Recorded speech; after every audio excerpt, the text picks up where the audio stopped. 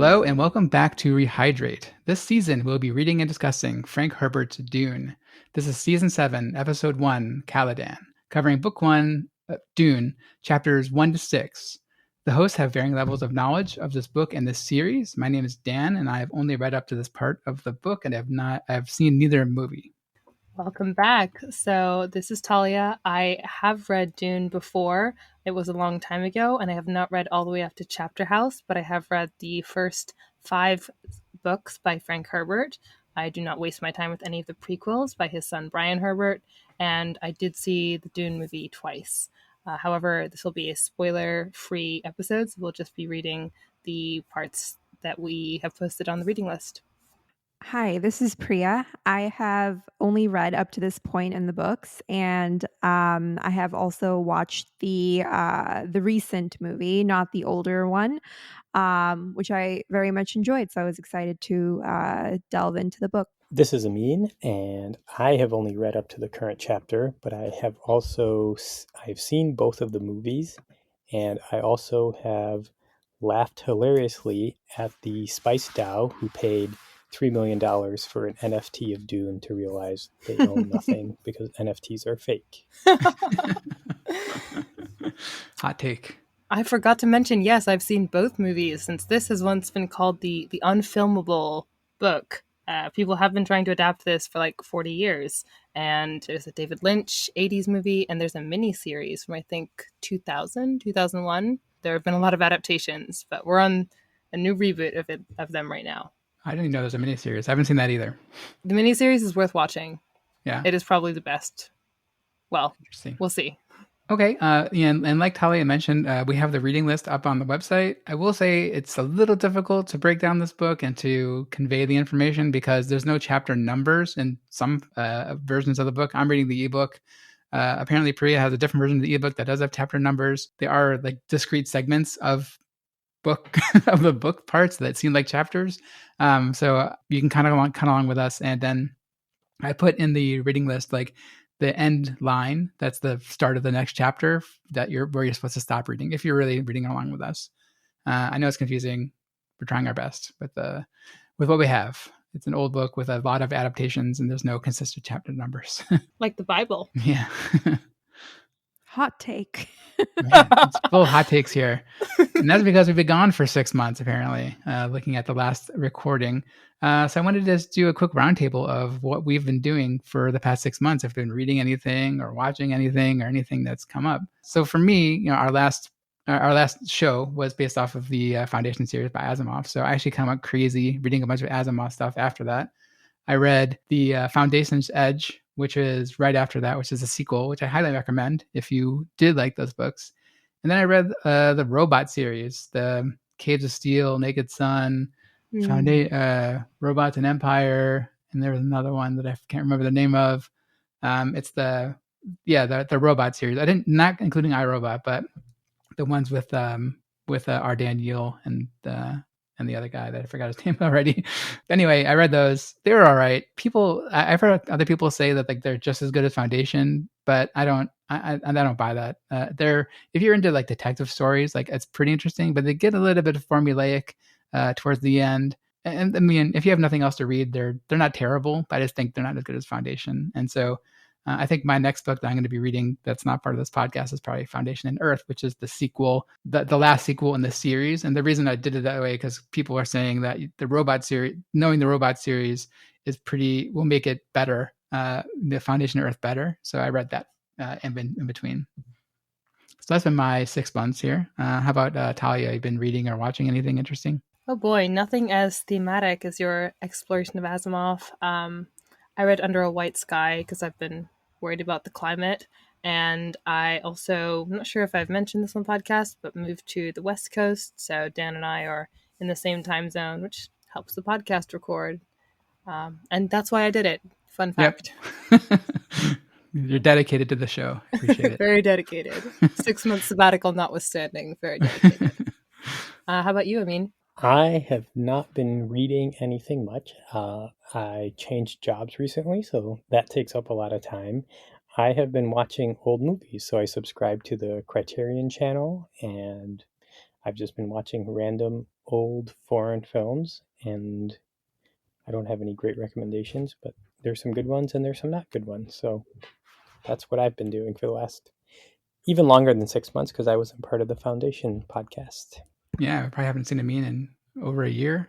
Well, definitely over a year. I don't remember when the last Death's End podcast came out, but Welcome yeah, back. yeah, welcome back, Amin. Thanks for picking this book. How about you, Priya? Oh boy. So the past few months have been a bit of a blur. I can't believe that it has been 6 months, to be honest. I had a child at home all summer bouncing around. So I couldn't tell you. I couldn't tell you what I did the past few months because it was just chaos. I think I read one book, which is kind of sad, but it was like on how to communicate better or something. So that counts as reading, right? Sure. My list of books to read has grown, but I honestly could not tell you what my list is comprised of either off the top of my head. I am rereading the Silmarillion because of the Rings of Power show, which is it could be its whole other podcast to talk about my feelings on that, but to kind of calm myself down, I'm rereading the Silmarillion, so that's what I'm doing alongside reading Dune. So yeah, that's what I'm up to.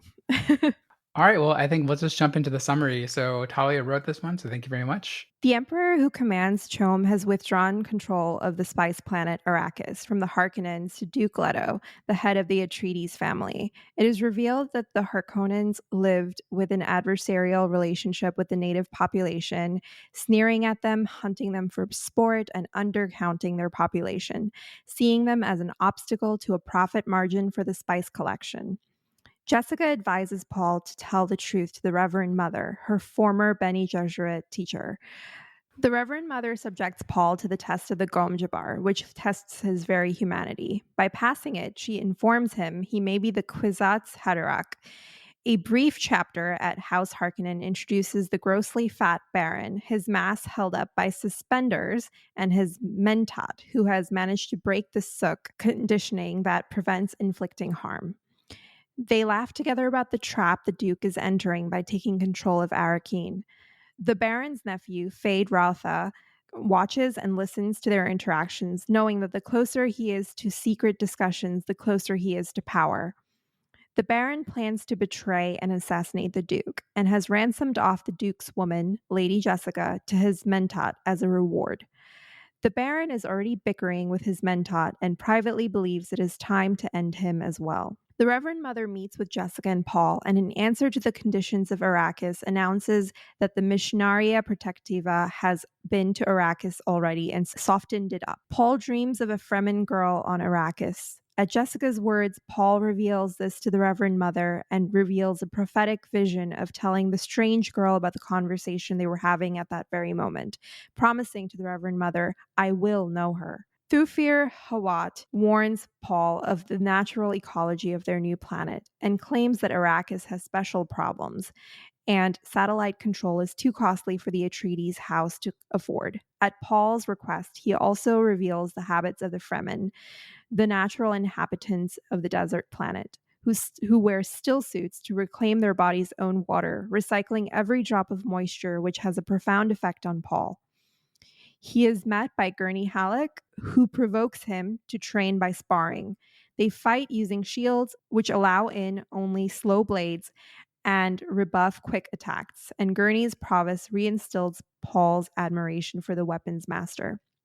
Paul seeks more information about the Fremen from the Suk-conditioned doctor, Dr. Yue, whom the chapter headings have warned is remembered as a traitor of history. Dr. Yu's description of the fierce native inhabitants with a diet saturated with the spice melange who live in harmony with the fatal desert, writing poems to knives and training their children to be warriors. Paul's inner thoughts are all of the utility of winning these people as allies. Finally, Paul and his father, Duke Leto, speak about the political necessity of taking control of the Padishah Emperor's spice planet, knowing that the Harkonnens have been stockpiling the spice and are well positioned to sabotage the Atreides' endeavor.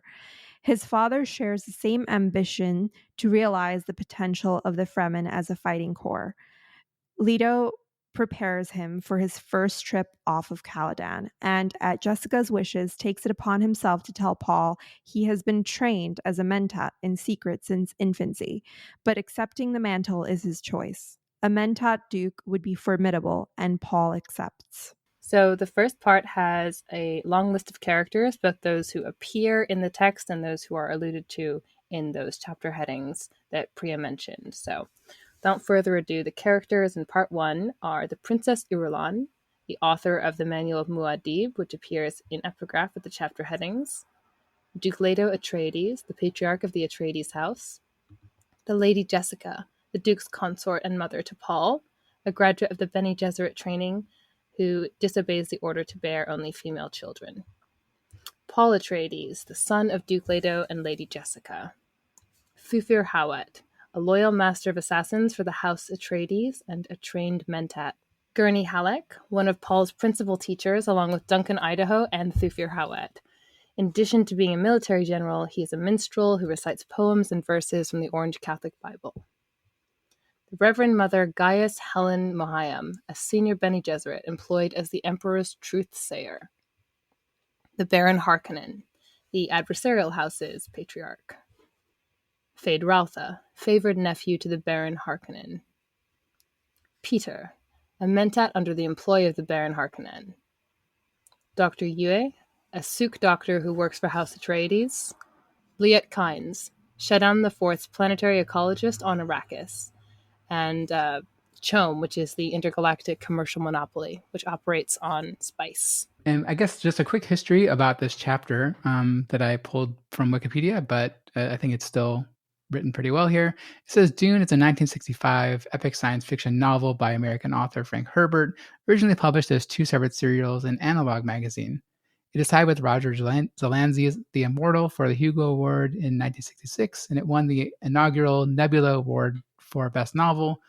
It is the first installment of the Dune saga. In 2003, it is described as the world's best-selling science fiction novel. And I know that, like, we've mentioned this before, but apparently there's been 3 adaptations of it. The original, or I don't know which came first, the David Lynch movie or the miniseries, and then there's the new movie that came out like a year ago, or whatever it was, and I think there's a second part coming out pretty soon. So I guess let's jump into discussion. So I can kind of kick it off, and just my general impression is like I was super confused.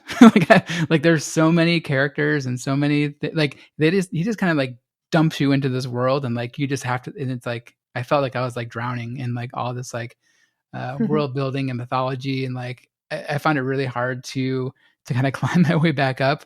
I think like the only part that I started feeling like more closely was like when he was doing the sword, the dueling with the guy that I forgot his name of, the Gurney, right?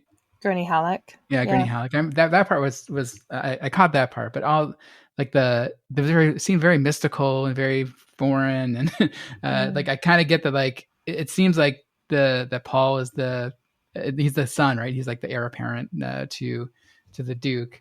And there's a lot of stuff that happens with that, and maybe like dreams and like prophecy and that kind of thing. But to me, it was super confusing, and it actually made me think like maybe I should go watch the movie. I don't know. What do you guys think? Like, I was just about to say, Dan, that might I take this opportunity to make a plea to watch the movie, because I actually spoke about this with my brother-in-law sometime during that blur of a summer, or maybe even earlier. My mind's a blur, but he told me basically that he started reading Dune, and he had the same noble intention of wanting to read the book before watching the movie, and he found himself super confused and kind of lost, and then he just caved and watched the movie, and then he went back to the book, and he said that it made a lot more sense now. Kind of just a suggestion that you might benefit from. Yeah, I mean, it sounds like which movie do you think I should start with? I mean, I've only watched the new one, and I would advocate for that. Yeah, Polly, you've seen all of them, right? So like, would that be the best one? I don't know if they're gonna watch all 3 of them, but like, which one is the best one? I guess for me to kind of have just like a better surface level understanding of what's happening. I'm actually going to zag instead of zigging because I Okay. had the same impression when I first read Dune, and my friend who gave me their copy, pretty big evangelist of the series, told me, give it 100 pages Okay. because I was lost and I was like, I've heard a lot about this Paul guy, but I really don't know what he's about. Everyone seems to think he's brilliant. Where? And I was told to wait 100 pages, and it worked for me. So that's going to be my plug for now. Keep at it. And Yeah, you? maybe I'll give it till next episode, and then if if it's still confusing to me, then I'll just break down and watch the movie. Like I have a pretty spoiler averse personality, but yeah, like I'm also want to understand what's happening. So yeah, I'll give it another episode. I think. Yeah, I'd say that if I hadn't seen the movies, I would have let this book go because I felt the same as Dan. I've seen the movies and I felt it was a lot of exposition and world building, which I understand is important, but um, it wasn't done in a way that was really engaging to me. And kind of having seen the movies, obviously I saw the more recent one more recently, so that one's fresher in my memory. It helped me connect some dots that I don't think I would have connected otherwise. Um, I guess if I was doing the podcast, I would have struggled through the book. But yeah, That's so funny. watching the movie really helped. Y'all sound like me when I was reading Foundation and suffering through many chapters. I And then really, this TV show gave me like the motivation to keep, plunging forward. well, feel free to watch the movie, Dan. I have no problem with it. I advocate for the movie, but for my own personal sensibilities, I watched that film and I sat in the theater thinking, why is anyone enjoying this if they haven't read the book? Oh yeah, yeah. Yeah. Because of Timothy Chalamet, that's why they're enjoying it. And Zendaya. Maybe, but he can't And the carry sound like effect. 11 hours of exposition if you don't know what's going on. And Oscar Isaac. There's a lot to enjoy. I felt like in Foundation, like he did a better job of like telling you who the people were at least. Like in this way, it felt like I missed like a first section of the book, right? like there should have been like another couple chapters that like preceded this to like tell me who these people are. Like, I have a question, Dan. yeah. Do you understand more after the chapter summary than after reading the chapter itself? Yes. Yeah. Okay, Definitely. so talk about that. So, what do you think, based on how I've chosen to introduce the first 6 chapters, about the characters that we have and who you're focusing on, and maybe what you expect? I mean, it seems like Paul is definitely like the focus, right? Like, he's the heir apparent. It seems like he's going to be the main character that we're going to kind of follow. Why? Because that's just like that a typical trope, right? Like this is Well, he more seems like importantly, he's human. Like okay. that's the outcome of the test, right? The test that the Virgin Mother gives. That's true. That's true. Yeah. I didn't realize anyone wasn't human, I guess. No, I remember that in the text now. Yeah, like that was like part of that test. Like, oh, you're actually human, and then like he also has like some mental abilities, right? Or I'm assuming that that's what mentat means, is some kind of mental abilities. Well, we've seen 2 fully fledged mentats in the first part. If you remember, that's Peter, who's occasionally introduced as a twisted mentat because he's able to break this suit conditioning, and Thufir Hawat, who's the Atreides, like, not to run into that trope, but the good guy, the good mentat, good and bad mentat. And they're able to...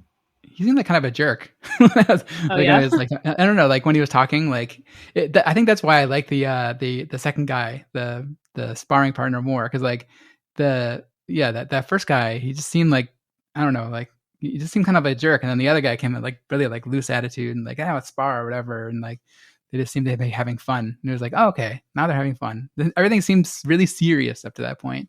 There's no like.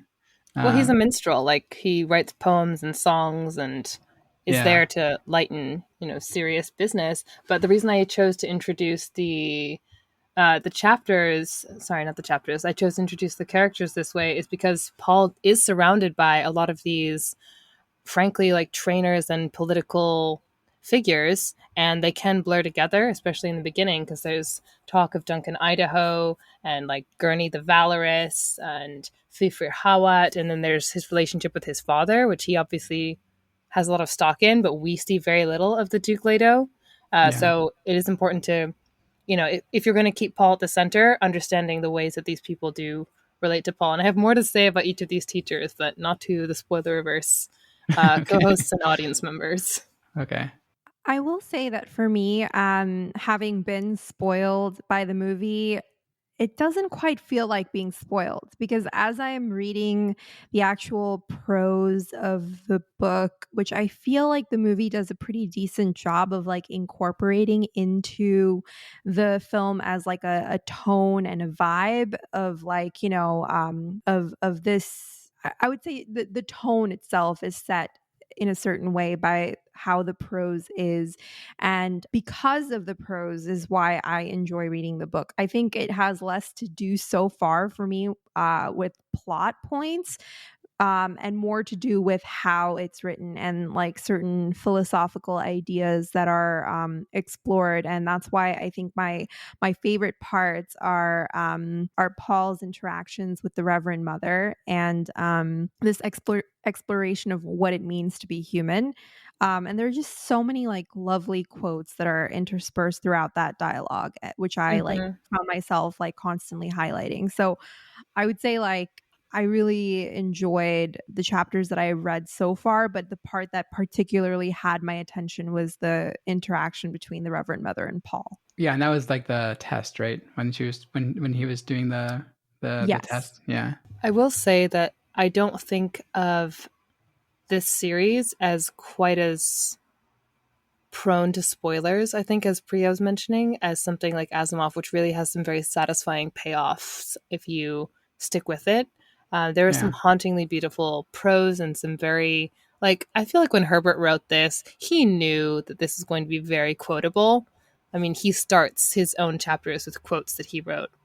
Yeah. So I think he knows just how snappy some of the texts are, but it's not as, this plot development will happen. And I think part of that is written in because, we've already seen prophecy and visions and prescience already becoming part of this novel. So they're spoiling it themselves. Like they're looking into the future. I will know her. It's kind of like Liu Cixin, haven't called him out yet. Kind of like how Liu Cixin kind of pats himself on the back for writing those fairy tales. I think that's how the quotes at the beginning of chapters sometimes read.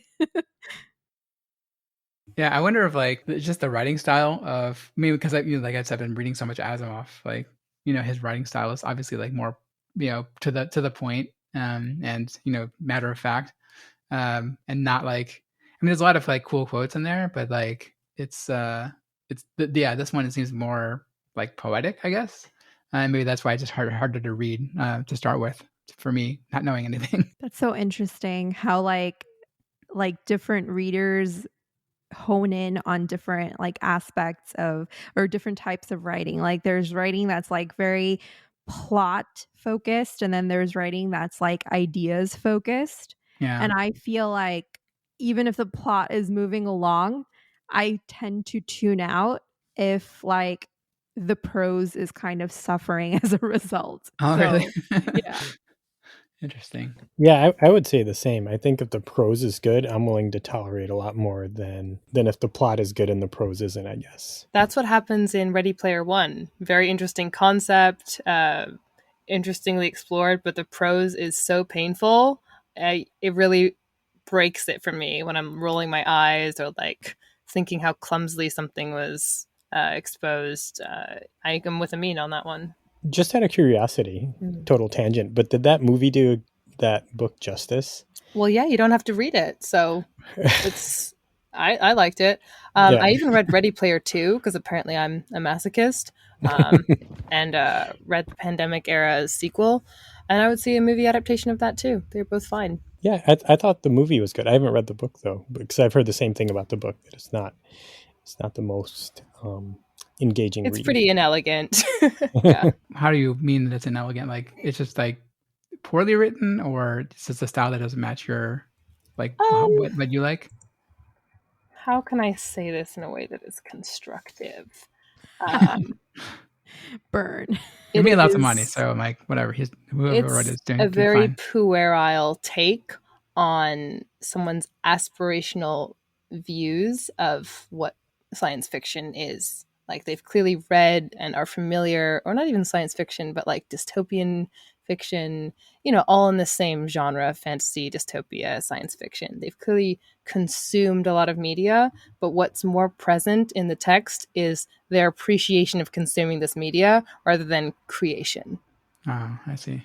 It's like, oh yeah, well done. I saw your fourth allusion to Tetris. I also remember the 80s existed. Like, what else have you done for me? What are you producing? But, the movie was high budget. Spielberg got involved.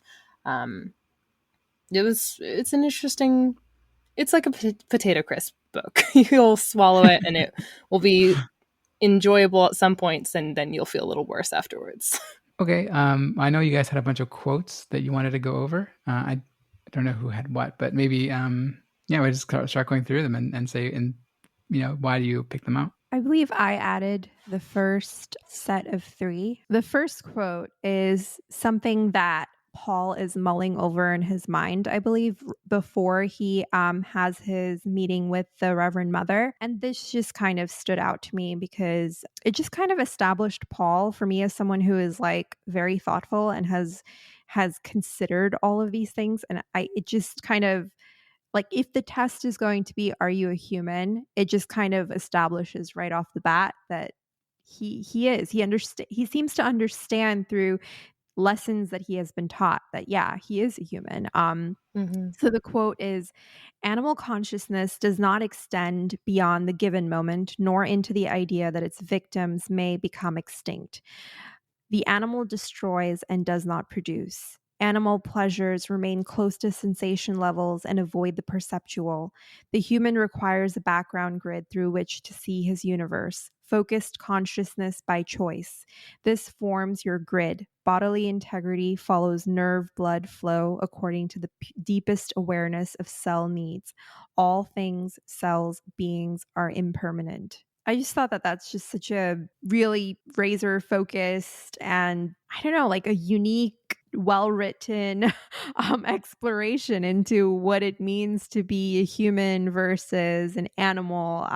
Because I mean, we are animals biologically, but there are clearly things that distinguish us from other animals, or so we perceive. So it's kind of like really, really breaking down your awareness of what your humanity means to you versus what an animal is. So I found that really fascinating. And perhaps Talia can speak to where this lesson is from, because either I read it, I didn't read this part most recently, so maybe I forgot. But is this like coming from one of his readings or one of his like what lesson, where is this lesson coming from, basically, is my question. Excellent question.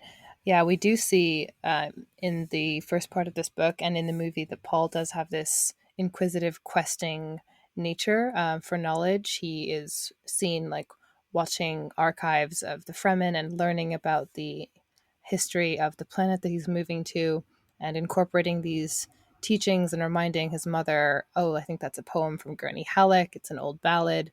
But the primary source of his knowledge and his training, I would say, all stem from Lady Jessica herself. And, we know that she's a Bene Gesserit. We don't know a lot about the Bene Gesserit order, but most of her training, it seems like, has been passed on to Paul. And thank you for the cue up, because I think that the way that he speaks and thinks about body integrity is related to the way that the Reverend Mother, the senior Bene Gesserit, talks about sort of the point of this test, or why the Bene Gesserit have their own mission. And it's very connected to not just being human, but the body itself. We're introduced to that through the truth-saying abilities that obviously exist in this universe. Since she is the Emperor's truth-sayer, she takes this drug, which enhances her ability to speak and see truth, because the Bene Gesserit can access, as it says, the body's memory as well as the mind. And as the Reverend Mother says, they can only access the feminine memory. Yet there's a place where no truth-sayer can see. We are repelled by it, terrorized. It is said a man will come one day and find in the gift of the drug his inward eye. He will look where we cannot, into both feminine and masculine pasts. Your Kwisatz Haderach. So that's this first clue that there's some connection to the body's memory, not just within the living self, but this sense of extinction and the transience of a single person's life that the Bene Gesserit are very interested in. They're interested in this generational view that goes backwards and forwards in time. That was just very beautiful to me. There's when he does meet the Reverend Mother, her follow up, or not to follow up, or to set up rather, the test that she is about to put him through. She says, ever sift sand through a screen, we Bene Gesserit sift people to find humans. And I found that kind of fascinating because it's just not knowing exactly what she means by I want to determine if you're a human. It kind of sets up the idea that you can be a person without being a human, because she distinguishes almost between people and humans. I found that very fascinating. Even Paul gets super annoyed at this point. I think he calls her a fatuous witch with a mouthful of platitudes, or at least thinks it about her, because she is really hard to pin down. It's not surprising to me that Dan is like running in circles trying to find out what's happening after coming from such straightforward text as Asimov, because she is very, like, she's seemingly sincere and also abstract at the same time. She obviously takes her roles very seriously and like chastises Jessica for not following the rules and not burying only females. But at least to Paul, with his heightened mentat abilities and everything, she's very hard to pin down. Also, that whole bit about her kind of chiding Jessica for not bearing a female.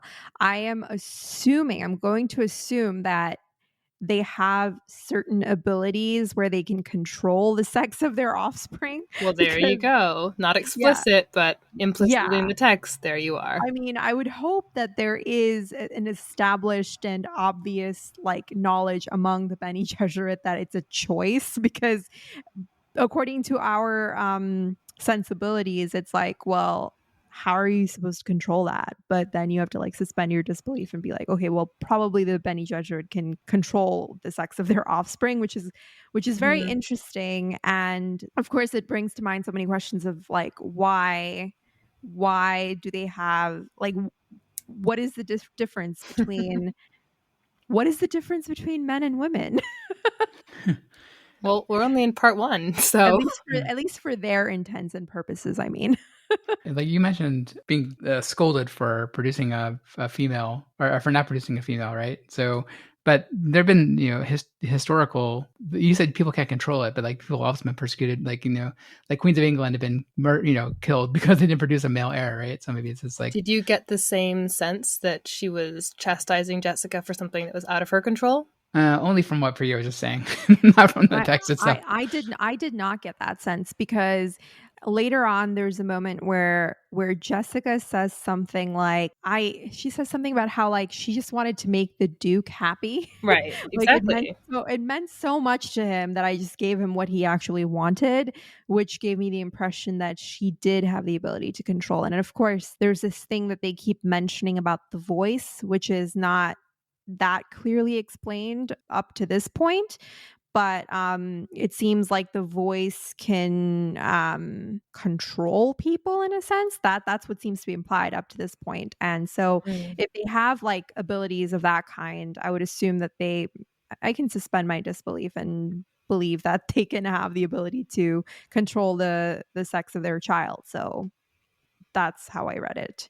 But it is an unusual idea, even when you suspend your disbelief, because your brain is not wired to think that way. One thing that wasn't totally clear to me was, is being a human a good thing? Like, it seems like he has exceptional abilities for being a mentat, right? But like, he's also a human, right? So is that going to be a problem later on? Because everyone else is not human, I guess. I guess like that's one also thing I didn't understand. Like, there's not many humans apparently. Doesn't seem to be many. So is that going to be something that's going to be like looked down upon for? I think Priya's third quote cues this up pretty nicely, if you want to hop into that. So the third series of quotes that I have here is another back and forth from this same section between Paul and the Reverend Mother. Once men turned their thinking over to machines in the hope that this would set them free, but that only permitted other men with machines to enslave them. Thou shalt not make a machine in the likeness of a man's mind.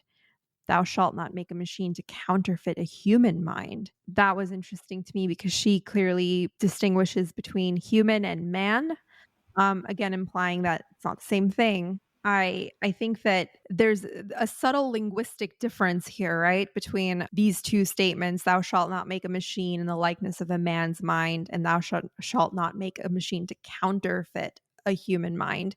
I think with counterfeit, there is a more of like a sinister intention that's applied there versus the likeness of a man's mind. So the specificity of words here seems very important. And of course, it seems like you're kind of, it was what Dan was describing earlier. You're kind of just like dropped into this world. And I feel like that is possibly intentional because I think you're supposed to kind of feel the way that Paul feels, kind of just being dropped in front of this woman who, like, you know, although he's not supposed to know what's going on, there's the sense that, like, oh, like, how do you not know what we're talking about here? How do you not know what's going on here? The way she speaks matter of factly is like, well, you should know all these things, you know? Or like what I'm saying is so obvious that, like, how did it not occur to you? That's the sense that I get many times. And I feel like that's the sense that the reader also gets with this whole, you know, the book at large as they're just like plunged into this chapter. So I feel like there's a bit of intentionality there. Yeah, I think that's a way in a lot of books, right? They kind of just drop you into the world, and then like you're just supposed to be immersed, right, and like and learn. But this one just felt Not particularly Ready hard. Player One. They painfully walk you through every single tiny, most obvious plot point. There's no trust in the reader whatsoever that they might make a leap. Right. Sometimes it just feels like they're like, you know, a good book will assume the best of the reader, whereas like bad writing just like undermines the reader's intelligence, which So true. yeah. I think like most egregiously in Ready Player One, I promise this is the last I'll talk about this on this entire season. This Until is the end season for 8. chapter 7. Season 8, Ready Player One. Yeah, they like talk about like, oh, this used to be good and now it got corrupted by all these corporations and now most people are struggling. This is dystopia. I'm like, well, thanks. I mean, thanks for putting a lampshade on that.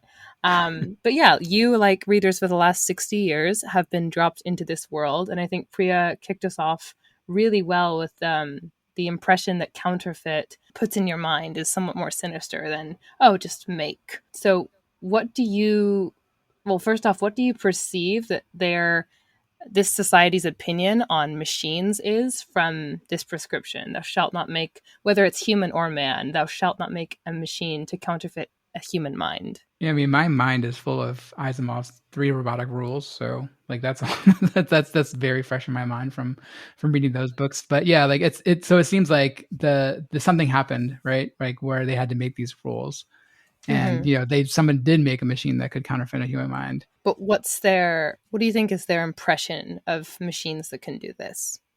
I mean, it seems pretty bad. Or maybe not the machines themselves, but people who make the machines that can do that, right? Like, but machine, you know, it's sort of similar to the Asimov stuff, where people have a bad impression of robots in some places because they can do these things and they can do stuff like counterfeit people's minds, and you know, maybe at some point in the past, like did something that caused some apocalypse or something like that to make humans be so scarce and rare. So, I mean, iRobot from the 50s and Dune from the 60s, these are far before, you know, thinking machines pose any kind of danger. I know people are pretty ruffled up right now, like Stable Diffusion is going to take away the job from graphic designers. And that is like a real concern that we are grappling with in the 21st century. But this, to me, really does stand the test of time for a book that was written 6 decades ago. I thought you were going to say that people are a bit ruffled up right now because Elon Musk just unveiled a robot.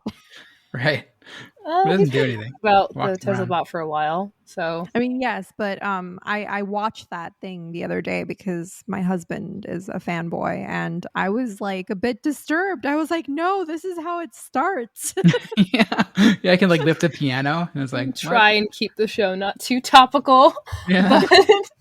But what stood out to me in the discussion and the notable quotes from this section were two things. Firstly, was this theme of the Bene Gesserit meddling.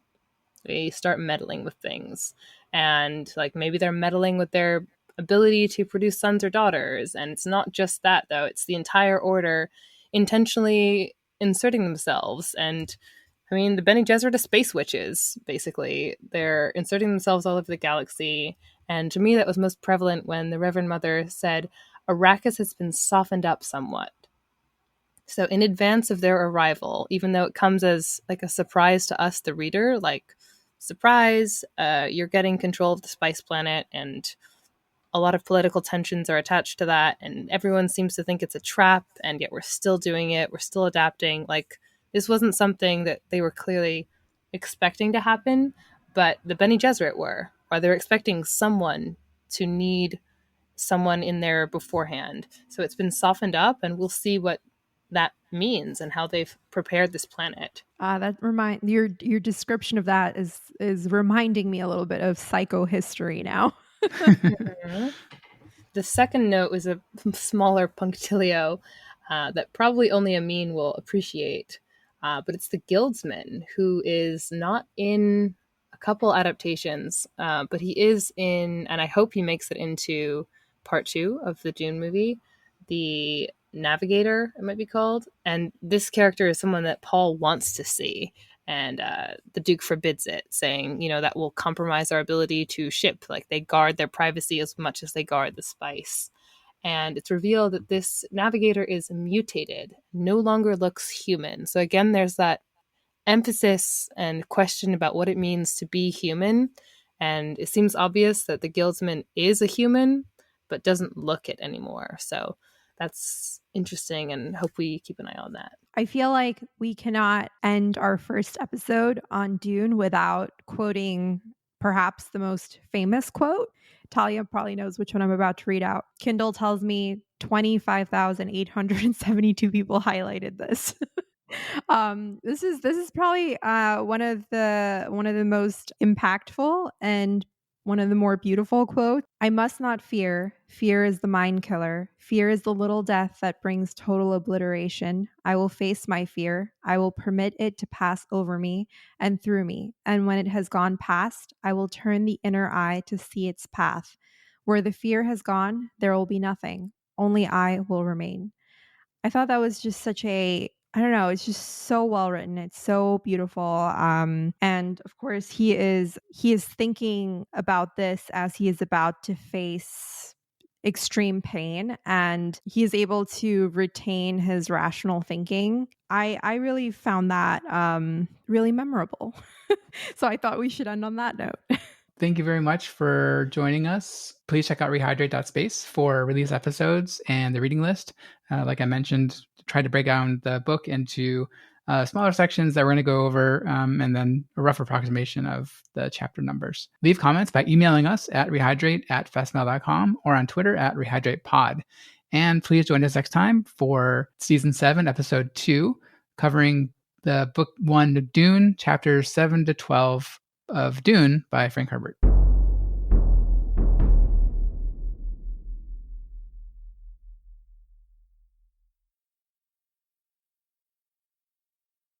The Emperor who commands Chom has withdrawn control of the spice planet Arrakis from Hyrcanus to Duke Leto, the head of the Atreides family. It is revealed that Hyrcanus, how do you say it? Harkonnens.